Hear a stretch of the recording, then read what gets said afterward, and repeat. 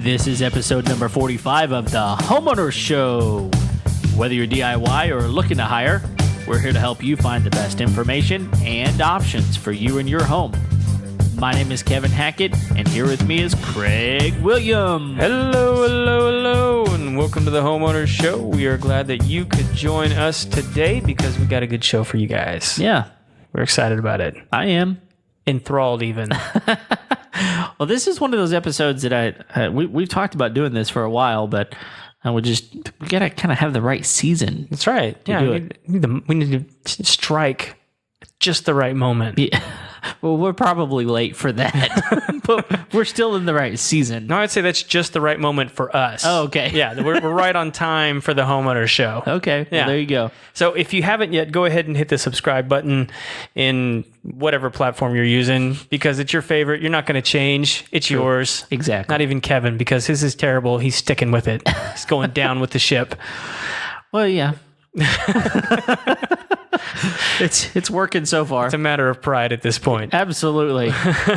But man, we also have some cool episodes coming up. Yeah. And we wanted to make sure and give everybody a heads up of some topics that we've got coming up in case you have questions or comments or even concerns.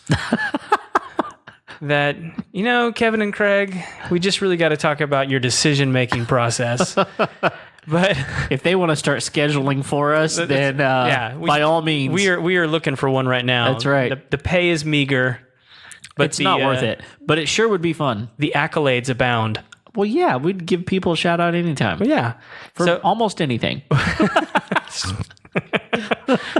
Stupid human trick. Just send us the video. We'd love to see it. Yeah. Kevin would love to see it. I'll give you a shout out. So, but man, we've got a mortgage consultant coming on the show. Yeah. We have a financial planner coming on the show. Oh, that'll be good. We have some guys from a marketing group, which may sound odd, but we're actually really excited about talking to these guys because we want to talk about how do you find, good people to work on your house with all of the influx of, Facebook and Instagram ads and Twitter ads and like all these marketing platforms that we now have that we're, honestly, we're using them to find people to take care of our home. But how do we find the right people to even how do we sort through all that mess and find the right person? I mean, we're used to that. I mean, so many of us now use Amazon. And even if you're not using Amazon to purchase something, a lot of times you go look for something just to read the reviews. Right. And so that's kind of what we're talking about with that. Yeah, and I don't know if you know this, Amazon actually has a service end of their platform now where you can, really? Yeah, you can hire a sheetrock guy, you can hire a window guy, you can hire a pest control guy, you can hire our company's been reached out by them several times to join the family. But interesting. Yeah. Well, I know you can do housekeepers with them too. Yeah. Okay. Different stuff like that. And sometimes there's things that you can buy that, you might want someone else to install. Yeah. So they have those people on there as well. Okay. Cool. So anyway, we can go down that rabbit hole some other time. Yes. Today we have our own rabbit hole. We do. I will say though, I'm interested to talk to the mortgage person, but it's just going to be you. Well, we might have a guest host. Okay. So, well, it won't be me. It won't be you. I'm going to be out of town. So, and depending on how good they are, it might not be you when you get back. Totally fine. I'll be an independent contractor with someone else. Well, you could always, jump into that scheduling role. Oh, yeah. That's because that's currently available. And we don't discriminate against beards. So that's good. That's good. Mine's shorter than it used to be. So. All right. So what are we doing? What's been going on with you, man? I mean, you've had a lot going on, man. But you had a fun homeowner week, from what I understand. Man, life happens. I'll just tell you this. And that's because we restrict the language here at the Homeowner Show. That's right. Yes. We don't want that explicit That's right. Thing we don't need those additional tags. No, we don't. Sometimes you just have those weeks where you feel like things just don't go right. Yeah. This was one of those weeks for me. I needed a lot of things to go right just because of timing. There's just a lot going on. Summer's a really busy time for me, but so I'm out getting ready for something I've got going on, and my wife calls me and she says, "So we got a problem." Mm-hmm. Okay. What kind of problem? She said, "Well, our water heater is leaking." I said, "You've got to be kidding me." My initial thought that went through my head was, stupid home warranty again. I mean, we just talked about that not too long ago. Yes. about my feelings about our home warranty company. But we still have service for another week. I'm not kidding. We're up. Our contract is up. That's right. In a week. These guys are finished. They're done, and I got a problem. So. Yeah. Although you've made it known now for a few weeks that your home apparently has problems. We're broadcasting this out to the world, and so you may have limited choices as to who's going to warranty your home going forward now. Definitely who's going to buy my home. Who's this, Kevin Hackett? Get out of here. Get out of here. Well, I think this is something that I just kind of want to mention for a moment. I feel like everybody has these problems at some point. Yes. It never is going to happen at a convenient time. Right. Which is one of the reasons you just have to be prepared. If you're choosing to own a home, you have to be prepared to deal with it. Whether or not you're doing that by just having an extra savings, emergency fund or something laying around or something, you need to find a way that if something like this happens, that you can deal with it. Our way of dealing with it, home warranty. So first of all, I'm not at home. I'm a good 45 minutes away, and I've still got a lot going on that day. Which, just real quick, this may actually be a good survey to take from our audience, because from what we gathered, I would say a majority of our listeners own a home. I would think that there are a lot of people that would not listen to our show simply because it doesn't apply to me. So when this episode airs, we should put up a survey. Okay. That, do you have a home warranty? Yeah. And that would be, I would be interested to know the answer to that question. It would honestly be interesting to add something to that. Do you own a home warranty and you're out of the first year of owning your home? Because a lot of real estate agents will add a home warranty just to kind of entice the deal just a little bit. But then after the year, do you get it again? Right. Do you re-up? Exactly. Yeah. That'd be interesting. So anyway, so continue. Just, I'm not going to walk you through the whole saga. I will tell you this though. There are a couple of things that I learned, and it's not something I didn't know. It's just I never had to do this before. I've never had a problem with a water heater before. So I'm trying to coach my wife since I'm not there. I'm like, okay, put me on FaceTime. Let's see if we can see what's happening here. So basically, I'm thankful because a lot of homes around here have their water heater in their attic. Right. And that could sometimes be above their second floor, so that's a pain. Ours, thankfully, we only have 1-story house and it's on the ground level. So that's at least nice. It's air conditioned down there. It's easily accessible. And when a leak happens, it's there. Yeah. So the problem is that we've got a pan underneath the water heater, and it's supposed to drain out of your house by code. Ours doesn't drain out of the house, and you told me that yours doesn't either. Right. A lot of homes don't. They should, but they don't. Which, if anyone listens to the show for any amount of time, it's no surprise that my thing doesn't do what it's supposed to do. Whatever the thing Whatever it is. Yeah. It's not going to do what it's supposed to do. No, it's not. Yeah. So she noticed, she hears water, which you shouldn't hear water from your water heater. And she opens it up. Sure enough, the pan is almost overflowing. Keyword, almost.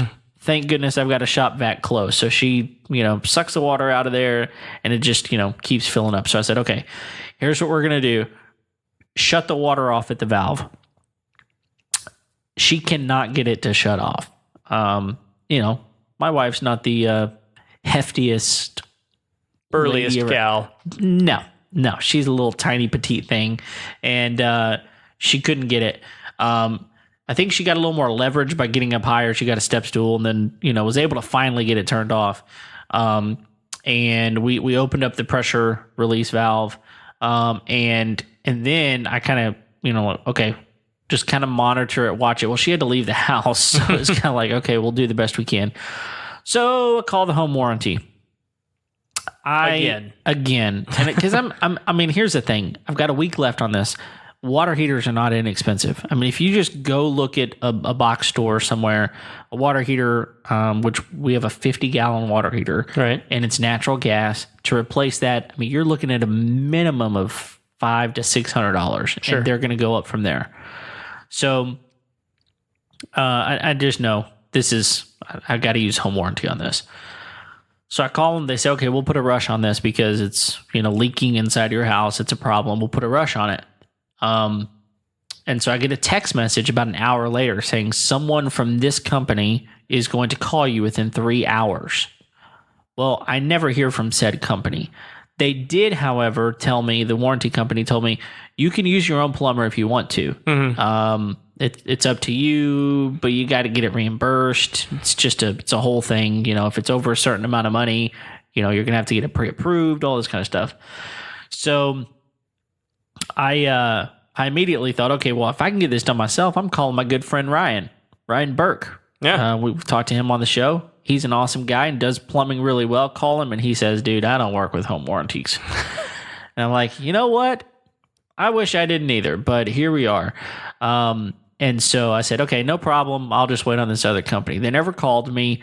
So the next day, here's the problem. Amongst everything else, my daughter is having surgery the next morning. Right. So, nothing can happen in a timely fashion. And so I expect they're going to call me the next morning because that night I called their emergency line and I think it was the owner answered actually. And he said, hey, we'll get you someone dispatched early in the morning. We'll get someone out there to take care of you. Okay. I'm home with my daughter from her surgery by 10 o'clock. And no one's called me. I know they've been open a couple hours at least at this point. No one's called me. So I called the home warranty company back and I said, you know what? I'm going to take care of this myself. So I called Ryan back. I said, dude, here's the deal. I got to get this done. It's just, we don't have any hot water. It's probably going to be through the weekend before we can get this done. You got to come help me. He said, sure, no problem. And guys, I'm going to put another shout out for Ryan Burke and the Burke family plumbing because within 2.5 hours of me calling him, I had a new water heater. That's crazy. Yeah. I mean, that's an insanely quick response time. Yeah. And they just did a fantastic job. They came in, immediately looked at it and said, yep, you got a rusted out water heater. It's got to go. The outside looks great because it's in my first floor, Yeah. Looks fantastic. But the inside's rusted out. So one thing that I did figure out that I didn't know is I figured out how to drain it the night before because it was just filling up. It was still filling up the pan. I was having to, use a shop vac every couple hours to get it out. And all you got to do is easy. Just hook up a water hose to it and open the valve, which you have to do with a screwdriver, and drain it out your house, which took about an hour for 50 gallons to go through a water hose. Took a while. So that was already done. But 2.5 hours later, they come in, bada bing, bada bang, done. And it's bada bing, bada boom. Bada boom, not bada bang. No. Bada bing, bada boom. It's right out. Okay, well, I'm still. I will not stand for such shenanigery. I'm reeling over here still. So I'm just trying to say words. So anyway, the problem is now I got to fight for my money. Which honestly, Ryan and his company gave me a great deal, and so I'll be surprised if the warranty company would find a way to not pay for it. But at this point, you're not going to hold your breath. Not holding my breath, but they're going to have to pay something on it. So better than nothing. Probably paid for my home warranty in plus in this one call. So okay, I still don't like this company. I'm going with a different company, but they're going to wind up paying something. I just don't know what it is yet. But man, it's just a pain not having something that you're used to. I mean, it's one thing to just never have something and to live without it. But once you have it and you're used to it, man, it's a convenience that you take for granted. So what we wound up doing is we wound up boiling water and filling up a bathtub with cold water plus boiling water to make warm water in order to give our kids a bath that night. So it worked, which is kind of what they used to do before hot water heaters were a thing. And so anyway, it's nice to have the luxuries, but man, it sure is frustrating whenever you got to deal with it. It's always frustrating when something breaks, man. And man, that's the thing, is like things are going to break. At the most inconvenient time. Absolutely. Every single time. Why? Because your house is a jerk. Yeah. It's like it doesn't respect me at all. No. I mean, I try to take care of it. Why should it? It's bigger than you. Yeah, it's a lot bigger. It's a giant bully. That's true. That's true. So anyway. But we love him anyway. We do. And honestly, I'm still an advocate of owning a home. I tell you. Even after all this. Yeah, I mean, there's a lot of people that say, that's the reason I don't own a home. I don't want to deal with that stuff, or I don't want to have to pay for it if it comes up. And, at the end of the day, it's still worth it, in my opinion. Because it's yours. It's mine. I can do whatever I want to with it. And, if I choose not to have a water heater, I can not have a water heater. That's right. Just bathe in the cold like real men. Well, in the summertime here in Houston, the water's not all that cold. Even the cold water is kind of lukewarm. All day to warm up. That's right. So anyway, how are things with you, man? Crazy busy, doing really good. Yeah. Having fun making the show. Cool. So, but we're actually, today we're talking about another fun device that you actually have in your home. Yeah, so I like having smart devices. Yeah. I think there's a lot of value to them. Our good friend Micah would say, it's just another wiretap. Yeah. But and it may be, but this is something we talked about back on the Master Gardener episode, which I think was episode 26. So it's been a while. Yeah, so it really has been. So one of the things that we talked about with the Master Gardeners, we talked about watering and how you water your lawn. Mm-hmm. And most people overwater their lawn. Right. Or completely underwater their lawn. In fact, I think I remember the reason that I really liked that episode is you got scolded. I got scolded more than once, I think. She was on me. And rightfully so. Mainly because I'm an idiot. It wasn't undeserved. It was just fun. It was, yeah. Well, maybe not for you. No, I like it. I'm used to it. And I kind of, if people are comfortable scolding me, I'm good with it. All right. So, but one of the things that that he said in that episode is he said, a lot of people will water like 3 times a week, or maybe 4 times a week, or maybe even every day. Right. And they'll water for like 10 minutes per zone, or they'll just stick on the opposite end of that, they'll just stick a water sprinkler out there and turn it on, and 4 hours later go, I forgot to turn it off. And one of the things that he said was your yard really does best if you do a good soak, once or twice, probably once a week, maybe even less than that, depending on how much rain you're getting and all that kind of stuff. But you water for longer, get the soil wet deeper so the roots can grow deeper. Right. Because otherwise, if you're just wetting the top of the soil, it's only going to grow as deep as the roots can get through, So,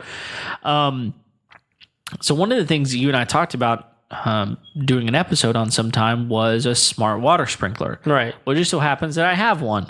And I did some research on them before I bought them, before I bought it. And I went with the Rachio. Right. Rachio.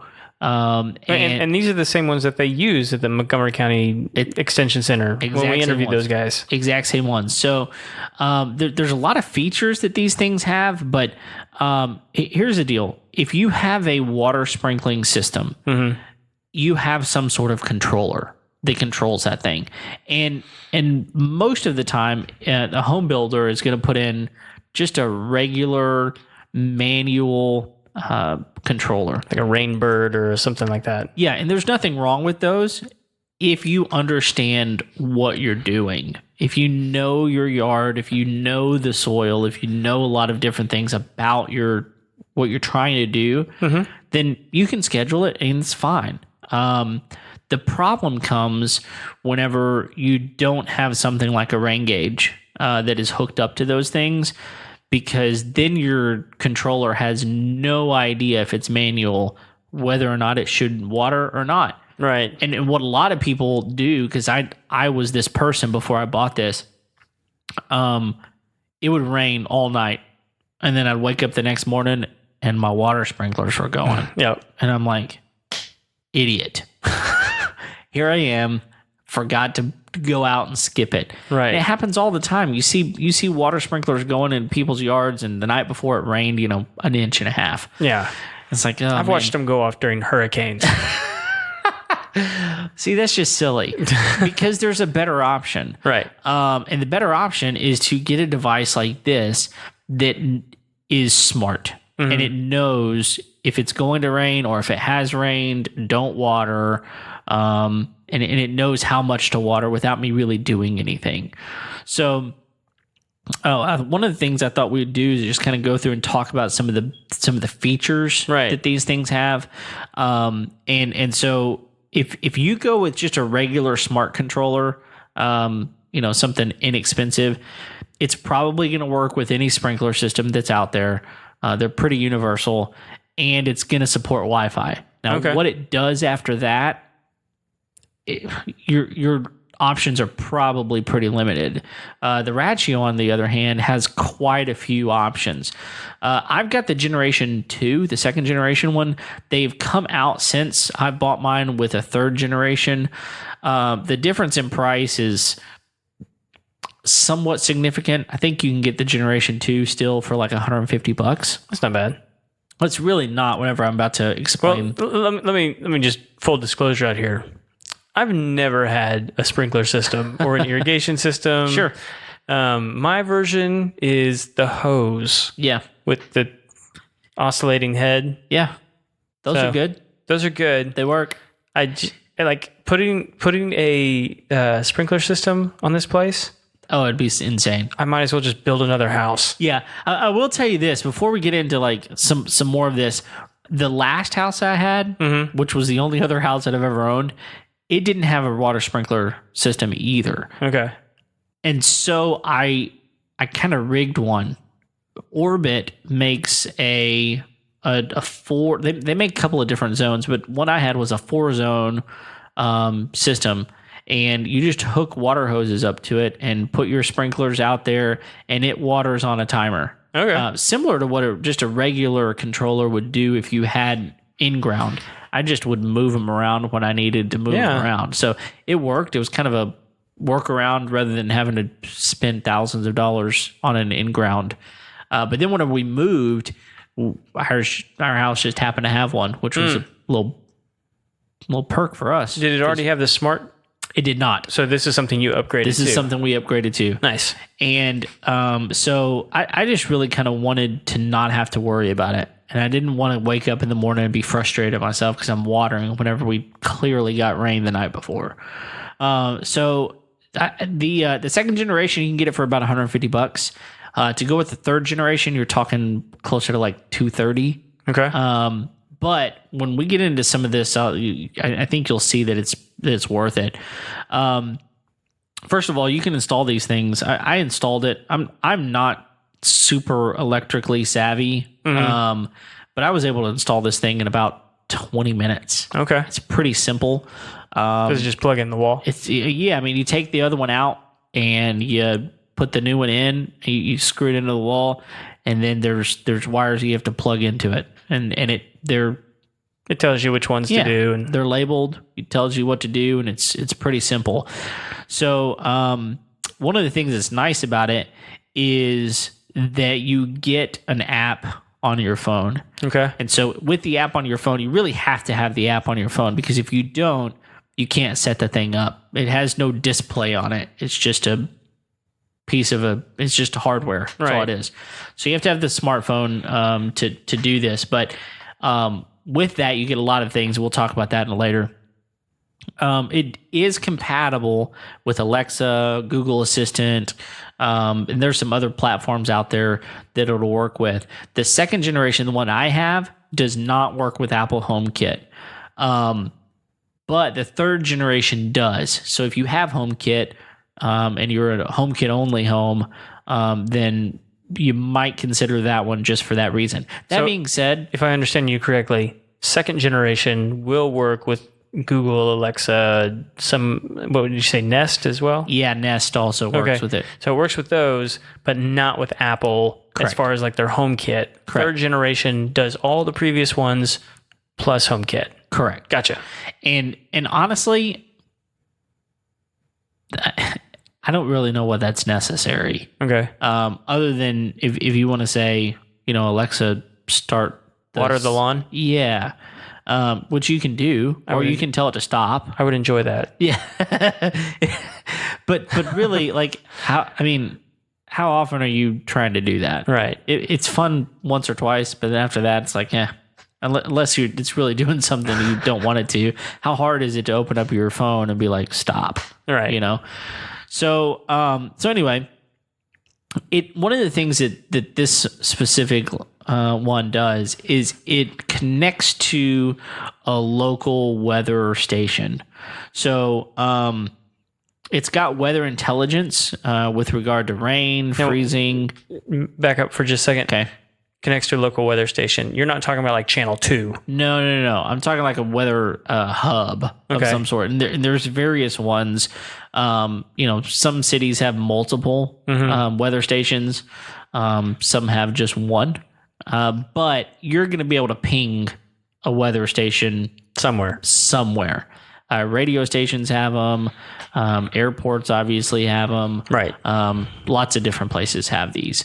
And it's kind of got them programmed in to say, hey, here's where they are, and it connects to them wirelessly. Which ones? It'll let you pick which one you want. You can pick whichever one you want. And one of the things I will tell you is the one that mine pings is in Conroe. We live in Montgomery, and it's probably 10 miles away. Which honestly, part of you goes, okay, 10 miles is not that big of a deal, but 10 miles can make a huge difference in whether it rains or doesn't rain at your house. Right.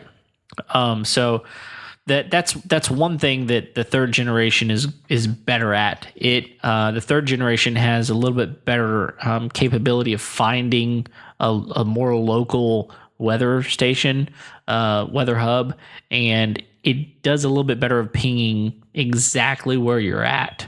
So its intelligence is a little bit better on the weather side. But it works with, whether it's raining, if it's freezing, it's not going to try to run water through your pipes whenever it's too cold. If the wind is too high and it's just going to blow the water onto the concrete or the road, it's not going to water.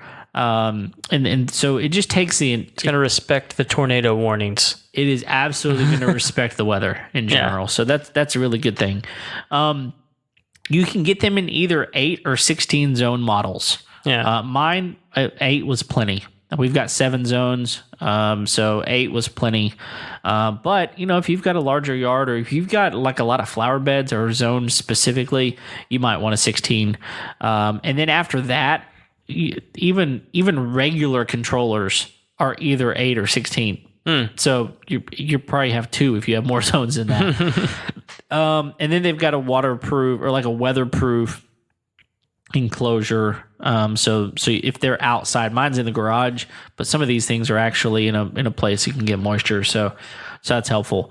That's kind of what the second generation offers. Now the third generation has a few other things. So I already mentioned the weather capabilities are a little bit enhanced, and also they're easy connectors for the wiring, which it is easy. You just literally slip them into the connector and it locks into place.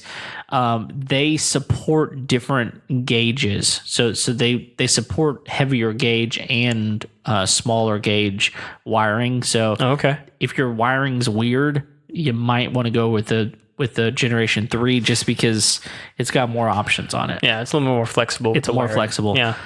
On the unit, there's also a run, pause, and skip button, which the second generation is just a piece of hardware. The third generation has a button that'll let you do that. Still no screen on there, but it at least has that if you're outside or something and you see it and you want to do something. If you still have a little tactile left in your system, then you can go out and hit the button. Right. And I mentioned that it works with HomeKit as well as the other platforms. But here's where it really gets interesting. It is compatible with Rachio's wireless flow meter.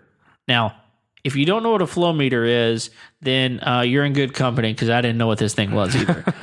But you can, for an additional piece of hardware, you can get this wireless flow meter, but it does some pretty cool things. The first thing that it does that I think is hugely helpful is it's got leak detection and blockage notifications. So if you've got a blockage or a leak in your system somewhere, it's going to go, wait a minute, you're pushing more water than you normally do, and it's going to notify you. Or you're not pushing enough water in order to do what you're supposed to do, and it'll send you a notification. And that's whenever you call, I forgot his name, the guy that we did leak detection with. Oh, Jim. Yeah, Jim. Call Jim, and he'll tell you where the leak is. You can get that thing fixed, and then you're not waiting, months before you figure out what's going on. Yeah, it's Jim over at JC's Leak Detection. That's it. Yeah. That's it. So it's also got a low flow leak detection. Again, if it's just a very small leak, but you're still getting a leak, it's still able to detect it. So it's kind of a cool feature. It's also got instant zone shut off that's triggered by leak detection. So if you get a leak, it's immediately going to shut that zone off, and it's not going to start again until you tell it start. Okay. So that's kind of a feature that, again, if you've got a leak, the problem with regular controllers is it's still going to try to push water through there. Mm-hmm. And if it does, you're just wasting water, and you're probably creating a bigger problem than you had, because leaks are a lot bigger problem than just, I've got a hole in my pipe. Yeah. I mean, you can create foundation issues. Lots of things can happen with leaks. So ruin your lawn with a bad leak. Absolutely, you can.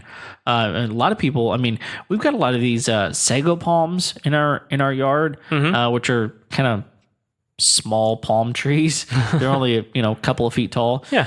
But those things can be like $400 or $500 a piece. From what I understand, they're very expensive. But those things, again, you get too much water to some of these things, and it's really expensive for a plant designed to stab you in the eye.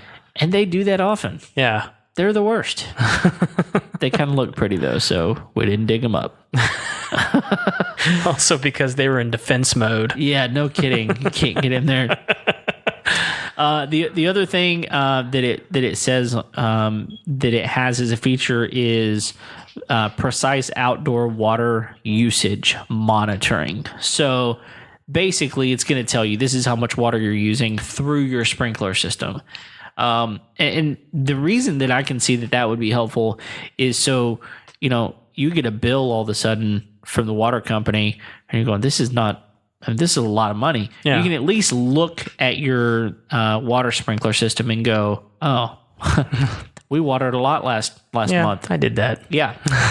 And so you can kind of have an idea of, okay, if I want to be smart about how I monitor how I do all of this with my sprinkler, you have an idea. Now, again, this flow meter is pretty much all related to leaks, but it is an additional piece of hardware.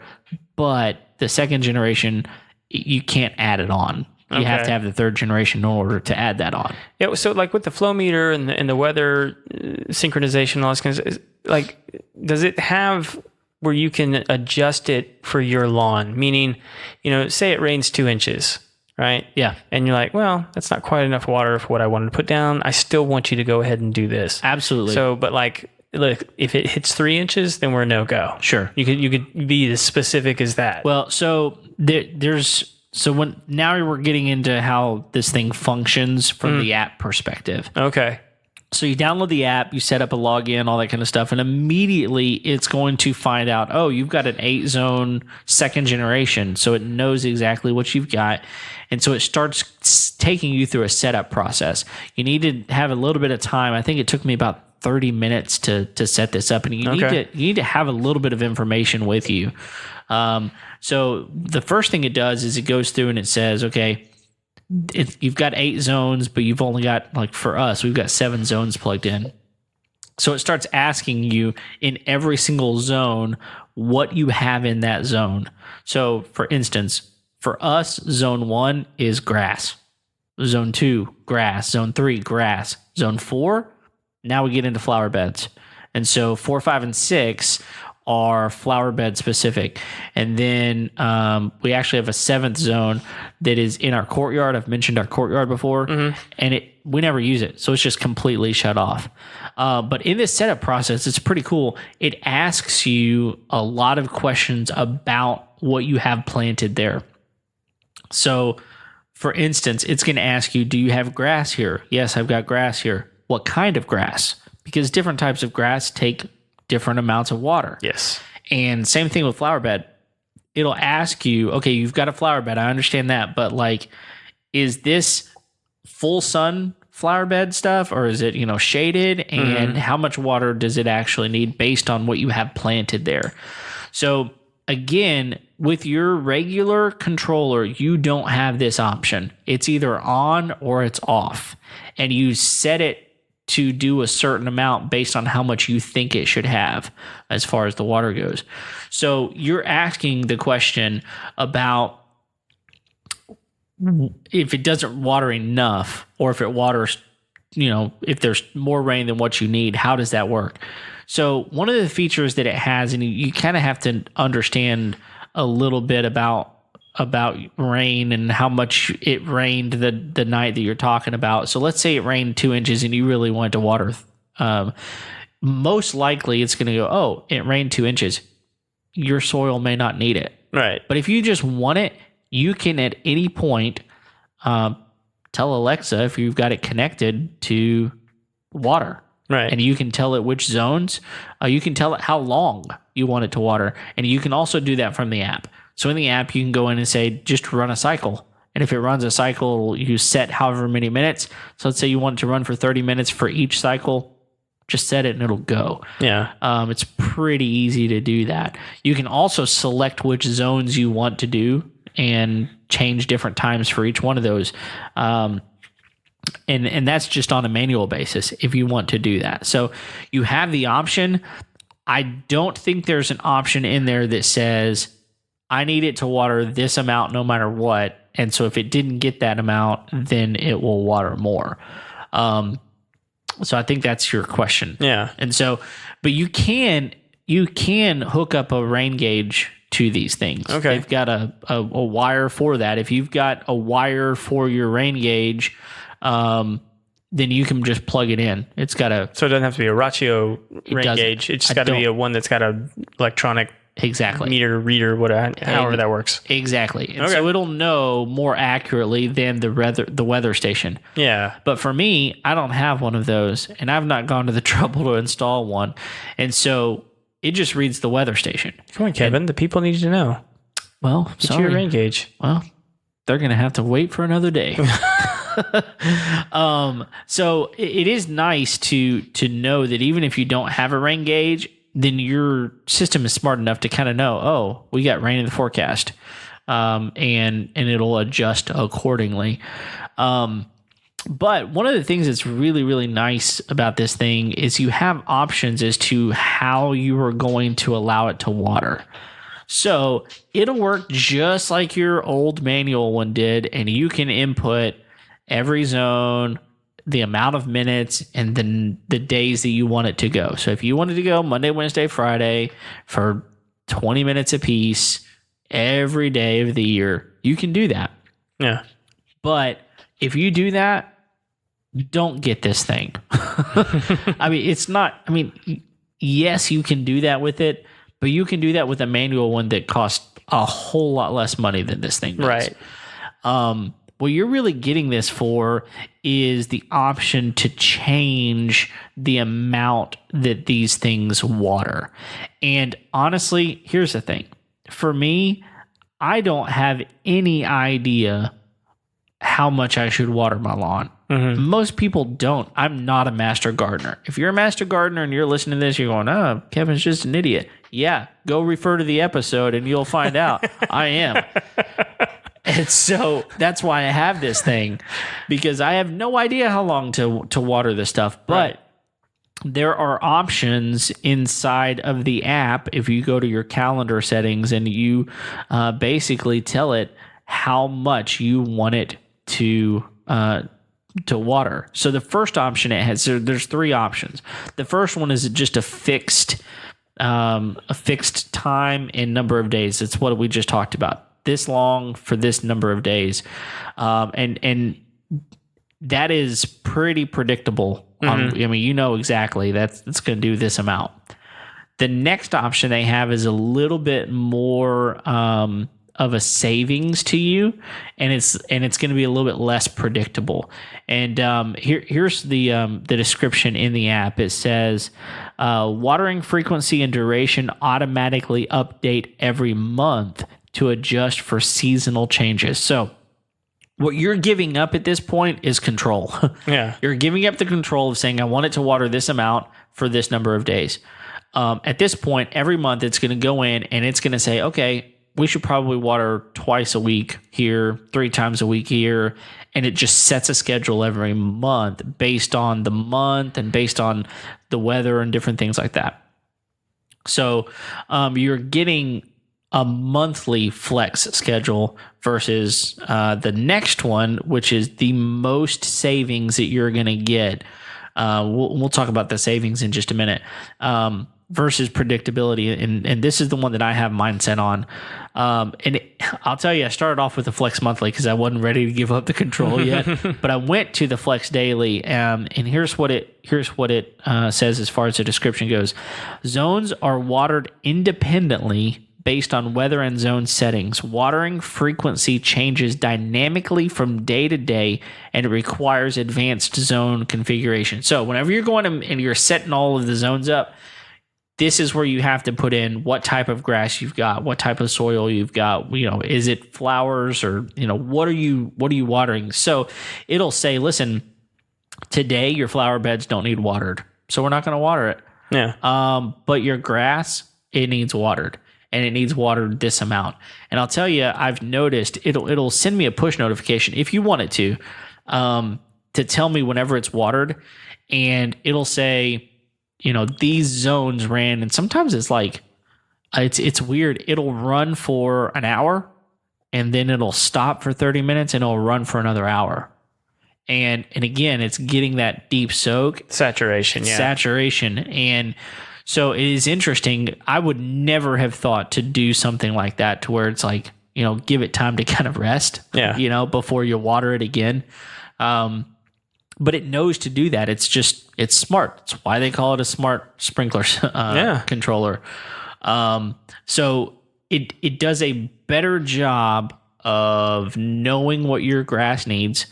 And, you know, there are days on end whenever it doesn't water. And then there are days whenever it waters back to back to back. Because it's on this Flex Daily and it knows what it's done and what it should do. And it's pretty amazing. Yeah. Honestly. So there are other things that you can do within the app. I mean, it's got a weather forecast, and you can tell it, you know, to run, or if you want it to skip, it tells you when the next. So for mine, right now, it tells me that it's going to be a week before it waters again. Okay. And part of that is because it's looking at the rain. Been a terribly wet summer. It's been really wet for us, and the other thing is it always seems to water sometime between the hours of 1 and 4.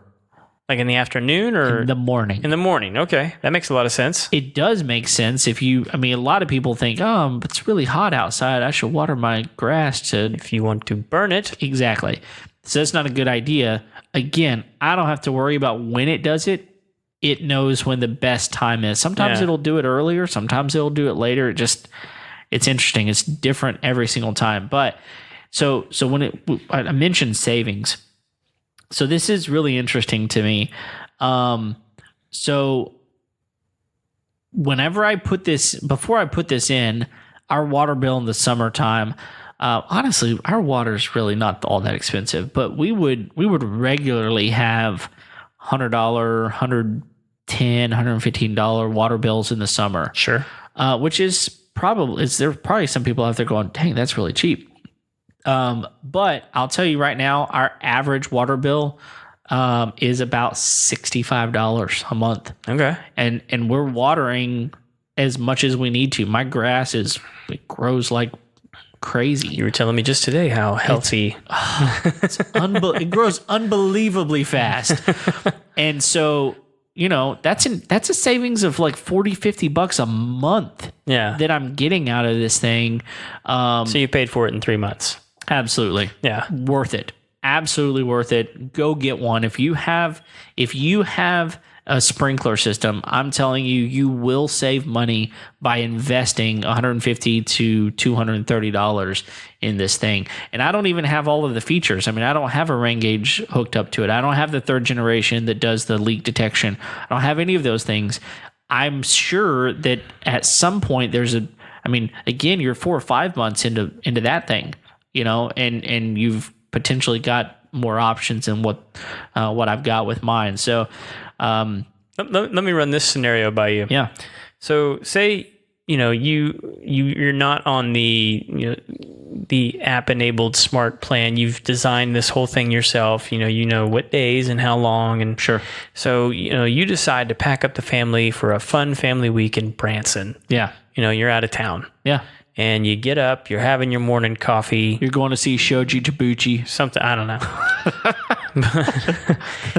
you're on your phone. Yeah. You're, checking to see if people still like you on Facebook or something. Yeah. And you open the weather app. Yes. And you look at home and you're like, oh my gosh, the bottom's about to drop out. It's going to be raining all week that we're gone. Good thing we plan to be gone out of town, but oh my gosh, I'm supposed to be watering my lawn this week. Yep. Can I turn it off right there?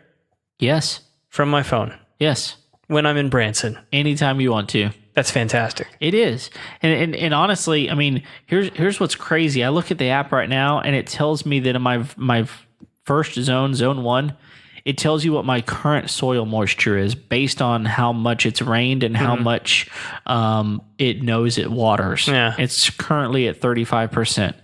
And it was last run on July 12th, and it's next going to run on July 24th. I tell you what would be a cool feature for these things to have, and maybe they may already be working on this, but if you're not, here's a good idea for you, Rachio. You just tell me what the moisture level is in the soil. Yeah. Like if you actually had like a physical device that you could stick in the ground. Yep. That would actually give you that data as well as like the pH levels. Yeah, that'd be cool. Man. Yeah, because right now, for us, and I don't know what the options are across the country, but for us, you can take a soil sample and send it off to Texas A&M. Yeah. And get that information. It's going to take you a couple of weeks, but they'll give it to you. But they'll give it to you. They have big fun with that. Absolutely. But yeah, I mean, my zone 2 tells me I've got 58% moisture, and I don't know what the difference is. I don't know why, but it knows. And stick its finger in there. That would be yeah, exactly. That would be a really cool feature, though. Yeah. Getting that, that's, additional data is always helpful. More data gives even if you don't know what to do with it. It's like, I know what it is. Yeah. I don't know how that's helpful, but the Rachio does. Right. And it changes when it waters. And so I'll tell you, man, I'm a huge fan of this thing, and anybody that I can tell, go buy one of these things, do it. Go buy one. Can you buy these on Amazon? Sure. Okay. But you could also get them from like Lowe's, Home Depot, McCoy's. Yeah. And what are some of the other ones? I don't know. There's hardware stores out there. Go find one. Ace. Yeah. Ace. There you go. Yeah. That's another one. Yeah. You can buy them in stores. I bought mine online. In fact, I found mine on a daily special website. They sell one thing that day, and when they sell out, they sell out. I think I got mine for, I think it was about $150, but that was back whenever there wasn't a third generation out. Yeah. And I think it was like more like 200 at the time. So I saved $50 on it. So you never know. I mean, eBay, there are other places I'm sure you can find them for less expensive. But anyway, I'm a huge fan. Yeah. I'm a supporter. Sounds like it, man. Yeah. I don't know that I'm a big fan of eBay, though. Okay. They used to be different than they are. Yeah. Used to, anybody could sell stuff, and you still can, but... I mean, it's like the internet equivalent of a flea market. Yeah. I don't like it. And it's been taken over by people that are companies. And I like flea markets. Really? But I don't like eBay. Okay. I'll sell stuff on there. But I bet you don't sell stuff at flea markets. Not regularly. I don't have like a booth. I'm just kind of like walking around wheeling and dealing. Dude, you have a lot of stuff here you can sell at a flea market. I'm looking around. I see stuff. It's all mine. It's not going anywhere. Yeah, there you go. Well, do you have any other questions? I mean, I'm the one that owns this thing, so I'm afraid I missed something. I learned everything I need to know about my Branson trip. Shoji Tabuchi. That's all I need to know. He's got a pool table in the boys' bathroom, so go check it out. And he plays a mean fiddle. Is that somebody's name? Yes. Okay. Shoji Tabuchi. Is it made up? No, it's his name. His mama and daddy named him that? I guess. I guess you can market anything you want to, but I'm pretty sure he didn't intentionally market himself as that. I don't know. I'm not going to forget that. Probably not. But he's a fiddle player? Yeah. With a pool table in the boys' bathroom? Yes. Sounds shady. It is not. You might spend some time in there, though. Not in the boys' bathroom. You never know. Man, there's stuff on those cues I don't need my hands on. That ain't right. It's not. I do like Branson, though.